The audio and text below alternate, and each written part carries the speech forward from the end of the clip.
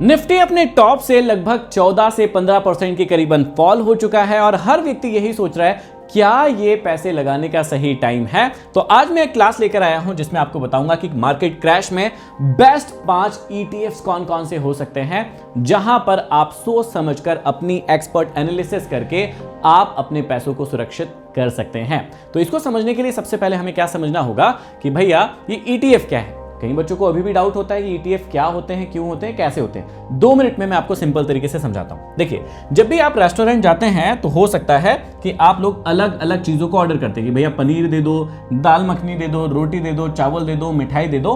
अलग अलग तरीके से ऑर्डर करते हैं। अगर आप इस तरीके से स्टॉक मार्केट में निवेश कर रहे हैं तो इसे बोलते हैं स्टॉक्स में निवेश करना, कि आपने कुछ क्वांटिटी में कोई सा स्टॉक ले लिया, कुछ में कोई सा ले लिया, कुछ में कोई सा ले लिया। अब इसमें से कौन सी चीज अच्छी निकल रही है, खराब निकल रही है, वो आपको नहीं पता चलता है। आपकी अपनी पसंद है कि भैया मुझे ये खाना है, मुझे ये खाना है, मुझे ये खाना है, मुझे ये खाना है। इसको कहते हैं इंडिविजुअल स्टॉक सेलेक्ट करना। लेकिन जब हम बात करते हैं ETF की, तो ETF होती है महाराजा थाली के समान। इसमें क्या होता है, आप महाराजा थाली ऑर्डर करते हैं, सारी की सारी आइटम जो है इसमें एक साथ आ जाती है और आपको किसी प्रकार का टेंशन लेने की जरूरत नहीं पड़ती। आपने अक्सर देखा होगा जब भी आप रेस्टोरेंट जाते हैं तो आपका दिमाग काम करना बंद कर देता है। इस मेन्यू कार्ड में इतनी चीजें होती है कि यार मैं पनीर मंगवाऊं कि पनीर मसाला मंगवाऊं कि बटर पनीर मंगवाऊं कि पता नहीं कौन सा काजू करी मंगवाऊं कि कौन सी सब्जी मंगवाऊं कि कौन से चावल मंगवाऊं। आप खुद ही ना टेंशन लेते रहते हैं। तो ये टेंशन लेना मतलब इंडिविजुअल स्टॉक आपको खुद चूज करना। लेकिन जब आप ETF की बात करते हैं तो यहां पर क्या होता है कि भैया यहां पर 50 से ज्यादा स्वादिष्ट व्यंजन आपकी थाली में एक साथ आ जाते हैं। आपको अच्छे अच्छे व्यंजन मिल जाते हैं, जो खाना है खाइए, जो खाना नहीं खाइए। सिंपल सी बात है। तो अगर हम दोनों को उदाहरण से समझे तो अगर आप भारत की टॉप 50 कंपनियों, जैसे अलग अलग नाम लिखे हुए हैं, का एक एक शेयर खरीदने जाए तो आपको लाखों रुपए चाहिए। सबसे मेन चीज तो ये है, प्लस कौन सा खरीदना है कौन सा नहीं खरीदना है ये आपको पता नहीं होता है। लेकिन ETF में क्या होता है, मजेदार चीज, जैसे आपने निफ्टी 50 ETF खरीदा और इसकी एक यूनिट भी अगर आपने ले ली तो निफ्टी 50 जो ETF होता है तो इसकी एक यूनिट भी अगर आपने ले ली तो इसके अंदर आपको 50 कंपनीज मिल जाती हैं। और सिंपल 200, 250, 300 रुपए से ये शुरुआत हो जाता है। अलग अलग ETF डिपेंड करते हैं, लेकिन बहुत ही कम प्राइस में शुरू हो जाते हैं। आपने एक यूनिट ले ली, इसका मतलब उसके अंदर 50 शेयर अपने आप ही आ गए। तो ETF का मतलब है भैया महाराजा थाली, एक यूनिट भी अगर ले ली तो आपके सारे के सारे शेयर एक ही में आ जाते हैं। तो इसलिए ETF को अच्छा माना जाता है। अब हमको ये समझना है कि लंबी अवधि के लिए ETF को फायदेमंद या अच्छा क्यों माना जाते हैं। उसके 2-4 लॉजिक देख लीजिए, फिर वो 5 ETF देखते हैं हम लोग। ठीक है, सबसे पहली चीज है इसमें रिस्क कम होता है। रिस्क कैसे कम होता है कि देखिए, आप अगर इंडिविजुअल स्टॉक खरीदने जाएंगे तो वहां पर दिक्कत ये होती है कि आपको खुद को चूज करना पड़ता है कि भैया मैं ये वाला खरीदूं, ये वाली कंपनी ऊपर जाएगी कि नहीं जाएगी। और हर एक साल में जब भी कंपनीज का रिजल्ट आता है, अच्छा रिजल्ट आया कंपनी उड़ने लगती है, खराब रिजल्ट आया कंपनी नीचे जाने लगती है। कई बार ऐसा होता है कि खराब रिजल्ट आता है कंपनी जो है ऊपर जाने लगती है, अच्छा रिजल्ट आया कंपनी नीचे जाने लगती है। कोई भरोसा नहीं है कि भैया इंडिविजुअल स्टॉक का क्या होगा। आप अगर एक्सपर्ट एनालिस्ट से नहीं लेते हैं वो स्टॉक, या उसकी राय से नहीं लेते हैं, तो आपको दिक्कत होने वाली है, इस बात को समझिएगा। या आप खुद एक्सपर्ट ना जब तक बन जाए तब तक आपको दिक्कत होने वाली है। तो सबसे मेन चीज क्या होती है कि अगर आप ETF लेते हैं ना तो इसमें क्या होता है, आपका रिस्क कम हो जाता है, क्योंकि इसके अंदर एक चीज नहीं होती, एक शेयर नहीं होता है, इसके अंदर काफी सारे शेयर्स का एक गुच्छा होता है या ग्रुप होता है। अब एक और बात बता दूं, क्योंकि मैं SEBI रजिस्टर्ड नहीं हूं तो मैं आपको इन्वेस्टमेंट की सलाह नहीं दे रहा हूं, बस ये बता रहा हूं कि कौन सी चीज आपके लिए अच्छी हो सकती है, कौन सी चीज आपके लिए खराब हो सकती है। अगर आपको निवेश करना है तो इसका फैसला आपको खुद लेना चाहिए। दूसरा होता है भैया रिसर्च का सरदर्द कम हो जाता है। सबसे मेन चीज ये है कि आपको खुद को रिसर्च नहीं करनी पड़ती। क्यों? क्योंकि भैया SEBI, NSE, BSE ने मिलकर इन ग्रुप्स को बनाए हैं। जो भी निफ्टी 50 के ETF है, या सॉरी ETF जितने भी प्रकार के होते हैं वो सारे के सारे गुच्छे हैं, बंच है, थाली है। तो इसको बनाया गया है SEBI या NSE, BSE की निगरानी में। तो इसमें जो है आपको रिसर्च नहीं करना पड़ता कि कौन सी चीज अच्छी है कौन सी बुरी है। उन्होंने खुद ने रिसर्च करके अच्छे स्टॉक्स की एक लिस्ट बना दी है, एक बकेट बना दिए हैं, जो आपको पता है कि लंबे समय में अगर आप होल्ड करते हैं तो टेंशन नहीं रहता। लेकिन इंडिविजुअल अगर आप स्टॉक सर्च करते हैं तो वहां पर आपको बड़ी रिसर्च की टेंशन रहती। तीसरा है मेन चीज, खर्च बहुत कम होता है। देखिए, जब आप इंडिविजुअल स्टॉक्स को लेने जाते हैं तो एक्सपेंस रेशो उसके अपेक्षा में ज्यादा होता है, लेकिन जब आप ETF लेते हैं, गुच्छा का गुच्छा लेते हैं, सारे के सारे फल उसमें आ गए, सारे स्टॉक्स आ गए, तो यहां पर आपका खर्चा भी बहुत कम होता है। और सबसे मेन चीज है कि खरीदना बेचना बहुत आसान हो जाता है। इंडिविजुअल स्टॉक लेते हैं तो 2 स्टॉक में प्रॉफिट हो रहा है, एक में नुकसान हो रहा है, तो आपका बड़ा मन किलपता है या आपको ऐसा मन करता है यार इसका क्या करूं, ये वाला तो नुकसान में, ये दोनों प्रॉफिट में, बेचूं ना बेचूं, बड़ा टेंशन होता है। लेकिन ईटीएफ में ऐसा नहीं होता, खरीदना बेचना बड़ा ही आसान होता है, क्योंकि बंच होता है, गुच्छा होता है, एक साथ होता है, प्रॉफिट हो रहा है आप एक साथ बेच देते, लॉस हो रहा है होल्ड कर सकते हैं, बाद में निकाल सकते हैं। अब हम ये समझते हैं कि गिरते हुए मार्केट में ऐसी कौन कौन सी ईटीएफ है जो भविष्य के लिए अच्छी हो सकती है। फिर से कह रहा हूं, क्योंकि मैं सेबी रजिस्टर्ड नहीं हूं तो मैं आपको इन्वेस्टमेंट की सलाह नहीं दे रहा हूं, सिर्फ मैं आपको गाइड कर रहा हूं कि किस प्रकार के ईटीएफ आपके लिए अच्छे हो सकते हैं। आप इसके अराउंड में अपनी खुद की स्टडी कर सकते हैं। देखिए, सबसे पहली चीज होती है जो बेस्ट ईटीएफ होता है वो होता है निफ्टी 50। अगर आपने वॉरेन बफे का भी जो नियम है, सिद्धांत है, वो अगर समझा हो तो उन्होंने कहा सिंपल, आप कुछ मत कीजिए, इंडेक्स फंड में निवेश करते जाइए। ये इंडेक्स फंड क्या होता है? देश की सबसे टॉप कंपनीज, उसके अंदर निवेश होना चाहिए। तो भारत में अगर आप देखेंगे तो निफ्टी 50 जो है भारत की टॉप 50 कंपनीज होती है और ये उसी का ही ईटीएफ है। अगर गिरता मार्केट है, अगर किसी व्यक्ति को निवेश करना शुरू करना है या वो सोच रहा है, प्लान कर रहा है, तो उसको इस चीज पर फोकस करना चाहिए कि भारत की टॉप 50 कंपनी में उसका निवेश है कि नहीं है।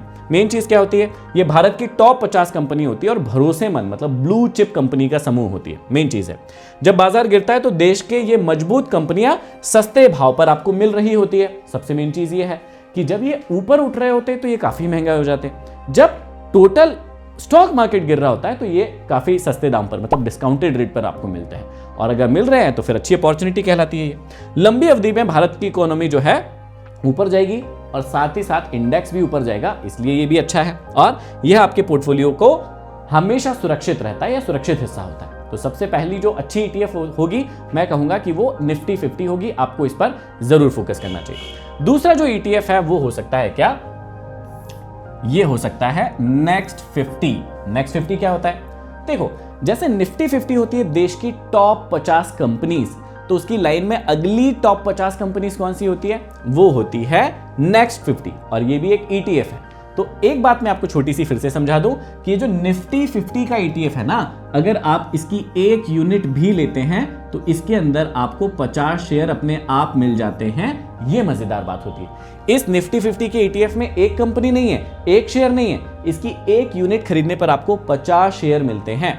ऐसे ही नेक्स्ट 50 क्या है? अब भैया देखिए, अगर निफ्टी 50 है तो निफ्टी 50 तो टॉप 50 कंपनी होगी देश की। अब उसके नीचे भी तो कोई होगा, हाँ, तो ये जो अगले वाले टॉप 50 है इसी को कहते हैं निफ्टी 50, जो अभी नेक्स्ट 50 जो अभी ब्लू चिप नहीं बनने हैं, लेकिन बिल्कुल कतार में है कि जिस दिन इनमें से कोई कंपनी निकली, इसमें से कोई कंपनी यहां आ जाएगी। तो ये भी ग्रोइंग कंपनीज होती है, इसे बोलते हैं निफ्टी नेक्स्ट 50। अब इसको क्यों किसी व्यक्ति को देखना चाहिए? मेन चीज, इसमें निफ्टी 50 के बाद में अगली 50 बेहतरीन कंपनीज होती है। सबसे पहला लॉजिक मैंने आपको बता ही दिया।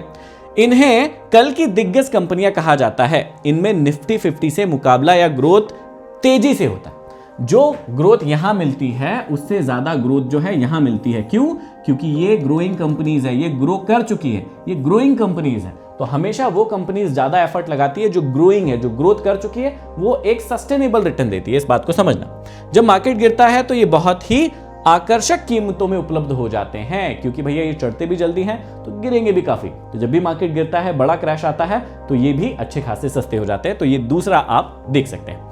तीसरा जो है वो है mid cap. Mid cap ETF क्या होता है? निफ्टी का मिड कैप ईटीएफ का मतलब होता है वो 150 कंपनी जो मिड कैप में आती है। देखो, 3 प्रकार के कैप होते हैं। तो ये हो गया large cap, mid cap, small cap. जो व्यक्ति ज्यादा रिस्क नहीं लेना चाहता वो करता है निवेश कहां पर? वो करता है लार्ज कैप में। जो व्यक्ति थोड़ी रिस्क लेना चाहता है लेकिन ज्यादा नहीं लेना चाहता तो वो मिड कैप में निवेश करता है। अगर व्यक्ति खूब रिस्क लेना चाहता है तो वो स्मॉल कैप में निवेश करता है। इसमें सबसे बड़ी कंपनी होती है, इसमें बीच की कंपनीज होती है, इसमें सबसे छोटी कंपनीज होती है। तो एक है मिड कैप का ईटीएफ है, ये अलग अलग कंपनी के होते हैं, इस बात को ध्यान रखना। ठीक है, अब इसमें क्यों व्यक्ति को सोचना चाहिए इसके बारे में? मिड कैप कंपनीज में लार्ज कैप के मुकाबले वेल्थ को तेजी से मल्टीप्लाई किया जा सकता है। लार्ज कैप जो कंपनीज होती है ना, वो थोड़ा स्लो ग्रोथ करती है, लेकिन भैया वो होती शानदार कंपनीज है ना। भले ही स्लो ग्रोथ देगी लेकिन कंसिस्टेंट रिटर्न देती है लंबे समय के अंदर। अब ये जो है थोड़ा सा तेज भागती है, लेकिन गिरती जब है तब भी तेज गिरेगी, इस बात का भी आपको ध्यान रखना चाहिए। गिरते बाजार में मिड कैप स्टॉक्स जो होते हैं अक्सर सबसे ज्यादा टूटते हैं, जो अभी मैंने थोड़ी देर पहले बताया कि अगर गिर रहा है मार्केट तो भैया ये तेज टूटेगा, और फिर अगर लंबी छलांग लगाना होता है तो ये लंबी छलांग भी लगाता है लेकिन टूटता भी तेज है। तो ये क्यों होना चाहिए? क्योंकि अगर मार्केट क्रैश हो रहा है, गिर रहा है, तो भैया ये बहुत ही डिस्काउंटेड रेट पर मिल रहे होंगे, इसलिए आपको इसके बारे में जरूर सोचना चाहिए। चौथा कौन सा होगा? देखिए, अगर आपने स्टॉक्स में निवेश कर दिया है तो आपको अपने पोर्टफोलियो में सुरक्षा भी रखना चाहिए, और सुरक्षा कौन होती है? गोल्ड होती है। तो आपको शायद इसको भी देखना चाहिए। क्यों होना चाहिए? पोर्टफोलियो में सोना होना बहुत ही जरूरी है, खासकर तब जब शेयर मार्केट उथल पुथल हो रहा हो, क्योंकि फिर आपको जो गोल्ड है वो ही सुरक्षित रख सकता है। अभी खैर इस मार्केट में तो थोड़ा सा अलग हुआ है, क्योंकि मोस्टली ये देखा गया है कि जब भी स्टॉक मार्केट ऊपर जाता है तो गोल्ड थोड़ा नीचे आता है, स्टॉक मार्केट नीचे आता है तो गोल्ड ऊपर जाता है। लेकिन कभी कभी एक्सेप्शन भी आ जाते हैं, जो इस बार आया है। इस बार क्या हो रहा है कि भैया स्टॉक मार्केट भी नीचे जा रहा है और गोल्ड भी काफी नीचे आ चुका है, मतलब दोनों ही चीजें आपको डिस्काउंटेड रेट पर मिल रही है। इस बात को समझिएगा, ठीक है। तो शेयर बाजार और सोने का अक्सर जो है उल्टा रिश्ता होता है। जब इक्विटी मार्केट गिरता है तब सोना मजबूत होता है। इस बार मैं फिर से कह रहा हूं, इस बार एक्सेप्शन है कि दोनों ही चीजें गिर रही है, तो ये एक बेस्ट अपॉर्चुनिटीज भी मान सकते हैं इसको। यह आपके पोर्टफोलियो को एक बेहतरीन हैज करना मतलब सुरक्षा कवच जो है या स्थिरता जो है वो देता है। इसलिए आपको गोल्ड के बारे में भी सोचना चाहिए। ETF सबके अलग अलग होते हैं, आप वॉल्यूम के आधार पर या वॉलिटिलिटी के आधार पर चेक कर सकते हैं कि आपको इसमें कौन सा ETF पसंद है। इसके बाद जो है आप क्या कर सकते हैं, एक बैंक निफ्टी ETF होता है, क्योंकि देखो हमारा जो टोटल स्टॉक मार्केट का साइज है उसमें सबसे बड़ा जो सेक्टर है वो है फाइनेंशियल सेक्टर, है ना। और फाइनेंशियल सेक्टर जो है काफी महत्वपूर्ण रोल अदा करता है हमारे स्टॉक मार्केट में। तो अगर आप बैंक की ETF को प्रेफर करते हैं तो इसका मतलब क्या होता है, बैंकिंग सेक्टर किसी भी देश की अर्थव्यवस्था की रीढ़ की हड्डी होती है। अब रीढ़ की हड्डी में अगर आपने निवेश किया है, क्योंकि देखो अगर स्टॉक मार्केट को ऊपर जाना है तो भैया बेस तो लगेगा ना, बेस तो ऊपर जाएगा ही, और बेस क्या है यहाँ पर? बैंकिंग। अगर बैंकिंग ऊपर नहीं जा रही है तो पूरा का पूरा स्टॉक मार्केट कभी भी ऊपर नहीं जा सकता।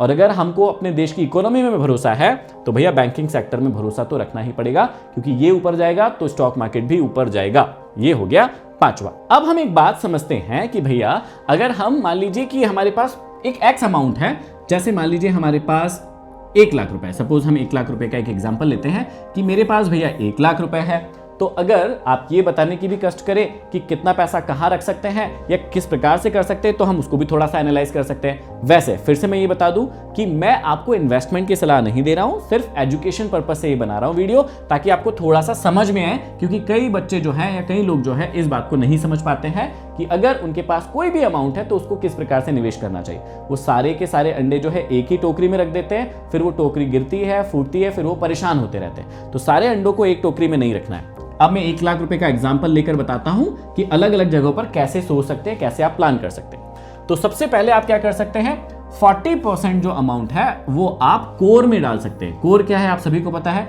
निफ्टी 50, इसके अंदर 50 कंपनी होती है ना। और इसके अंदर आप अपनी टोटल कैपिटल का लगभग 40% भाग डाल सकते हैं।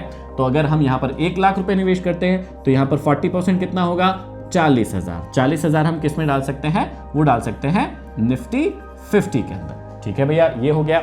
अगर हम देखें कि अगला क्या होगा, तो अगली होगी 2 चीजें, ग्रोथ इंजन, उसके अंदर भी हमको 40% डालना चाहिए। अब ग्रोथ इंजन क्या होगा भैया, इसने तो हमको सेफ्टी दे दी है ना, स्टेबिलिटी दे दी लॉन्ग समय के लिए। ग्रोथ कौन करवाएगा, तो ग्रोथ करवाएगा हमको कौन, ये हो गया नेक्स्ट 50 और ये हो गया मिड कैप। इसके अंदर 20% आप लोग कर सकते हैं।